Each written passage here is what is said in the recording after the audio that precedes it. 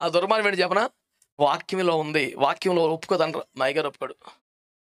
ఈ దుర్మార్గం వల్లే సగం నాశనం అయిపోయింది సాక్ష్యం. మీ అయ్యగారు ఎవడో ఒప్పుకోవడానికి బైబిల్ ఒప్పుకుందా?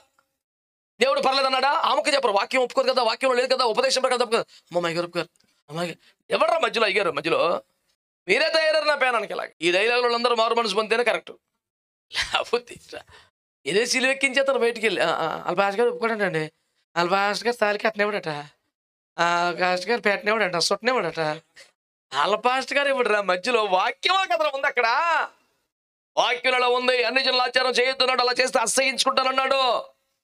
నా కట్టడల నిబంధనలు పాటించమన్నాడు. ఐగుప్తీయుల ఆచారాలు కానీ కనానీయుల సాంప్రదాయాలు ఏది వద్దన్నాడు. ఏ దేశములో మీరు నివసించున్నారో ఆ దేశం మిమ్మల్ని కక్కి వేయకుండున్నట్లు మీరు ఆచారములు సాంప్రదాయములు పట్టించుకోకూడదు. నా విధులు కట్టడలు అనుసరించుకోవాలి అని కదా చెప్పాడు యేసు ప్రభు.